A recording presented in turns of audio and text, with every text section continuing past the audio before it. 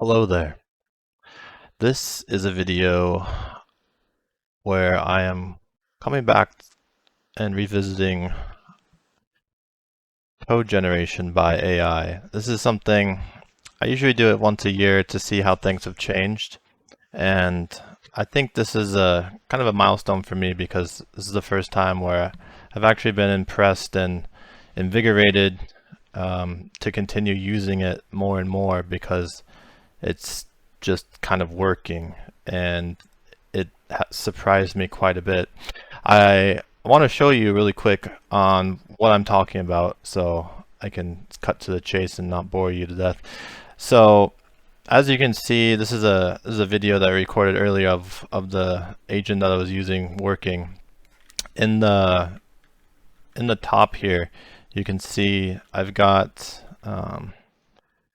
this UI that I have the agent working with, and I told it to take all of these, take this list of buttons here, and condense it into a view that is much more logical, where all of this, like the online, all friends and pending friend requests, are all sitting in here. And I gave it just a screenshot of the current UI and then gave it a brief description of what I wanted to change. And within 8 minutes, it restructured the UI exactly as I wanted, with end-to-end tests that confirm the usage and the experience of what I wanted. As you can see, this is the end result of what it ended up doing. So the buttons that you saw there, they're gone. And then I told it to build collapsible horizontal bars. And so for online pending friend requests and offline friends that show up here, and it did that all within 10 minutes. All I had to do was just kind of nudge it along and confirm what I wanted it to keep doing, and all of this was done for free with a free trial. I'm not sponsored at all by any company, but I just did a free trial of OpenAI's Codex, the 5.3 model. As of recording, this is February 2026, and I've been very impressed with the value and the output that you can get from this. As you can kind of see in the beginning of the video, I gave it a screenshot here. I'll just zoom in here. The text is a little blurry here.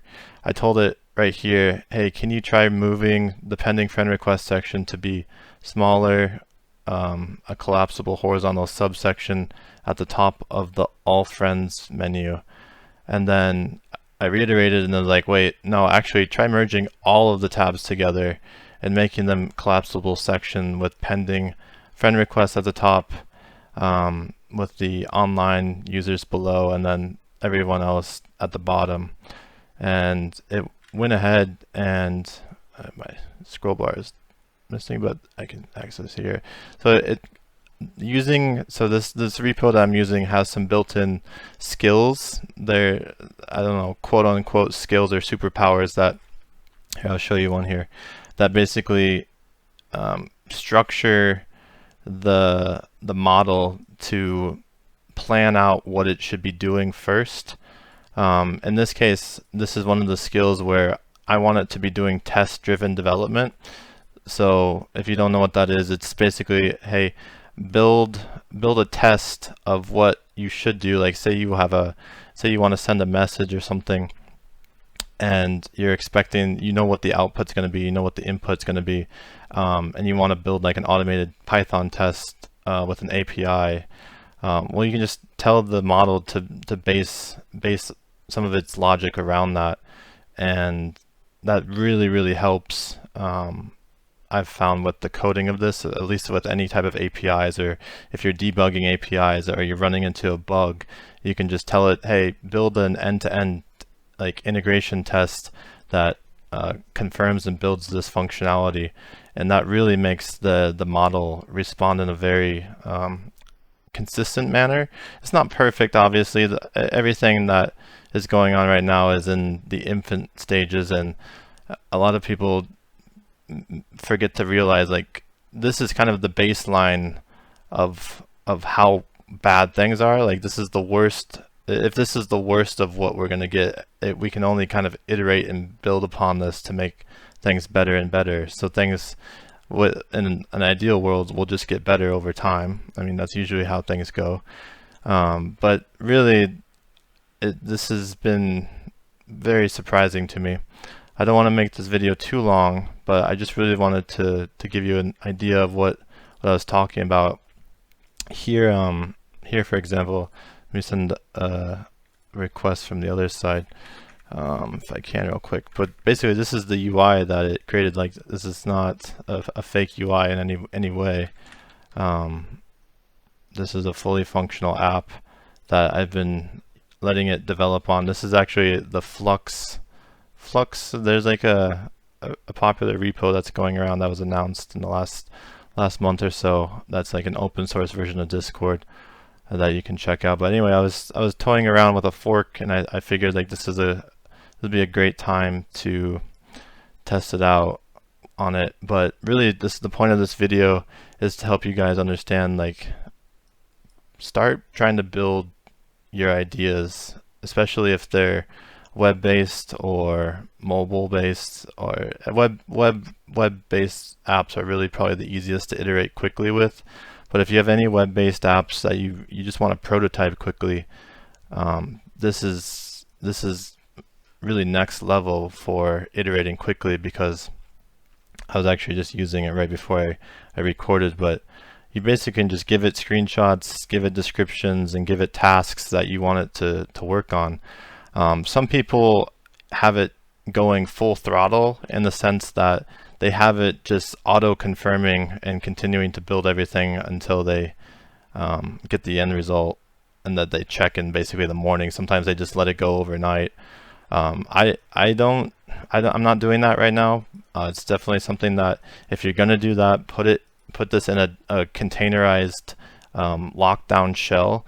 Because the reason I say that, and I think something that a lot of people are going to overlook, is that there will be malicious attack vectors that will be exploited with these agents very quickly, in the sense that if you're running like an agent on your desktop and you tell it to download a repo, or you're using someone else's repo that you don't know very well, that repo very well could have some kind of like skill, like I just talked about, that has it pull down malicious code, or has it upload and look at files on your desktop, or files in your network. Like, it's only a matter of time where there's going to be a large scale breach of some kind of company, or of a lot of people that download and use these agents without thoroughly thinking about security precautions. So really, please keep that in mind if you're going to be using any kind of autonomous agent to build out and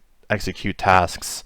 Any kind of skill or repo that you're using it with, you really need to consider it to be untrustworthy, unless like it's something that you've made from scratch, you know.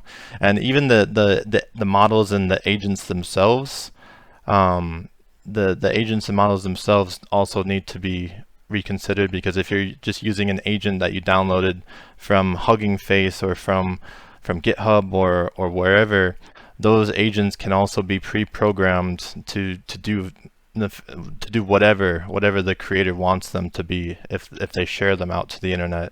And so it's just something to really keep in mind, and to really just be vigilant and be cautious on what's happening. So yeah, I just wanted to say that.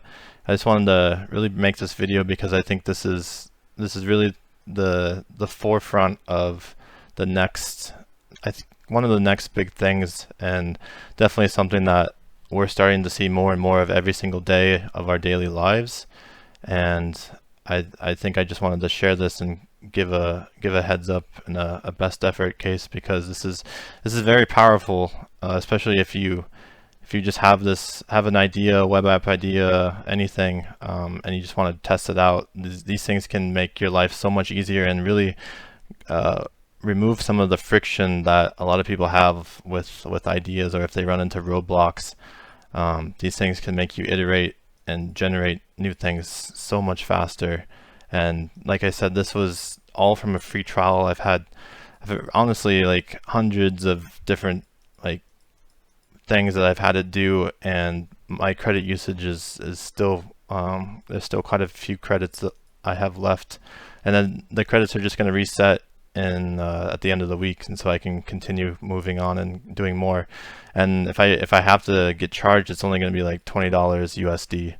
So that's why you're seeing so many companies shift their feeling about how many software developers they're going to hire and what kind of software developers they're going to hire, because not only are these models producing output that's strong enough to be usable as if like you hired an intern or 3 interns, like this thing just powered through so much logic so quickly, and it built tests, like it built spec tests that you can kind of see here. It was building out tests, automated tests here, and just powering through within it was like under 10 minutes, and it fixed that. Like there's very few cases that, or very few programs I know that could honestly build out a plan that quickly and prototype the change that fast. It's definitely new territory for anyone that knows computer science well enough, that this is something that we need to be very mindful of, and to treat it as a tool, and to be the best that we can on using it the right way. So anyway, that's all I have. I appreciate you tuning in and listening, and hope you're doing well. Take care. Bye.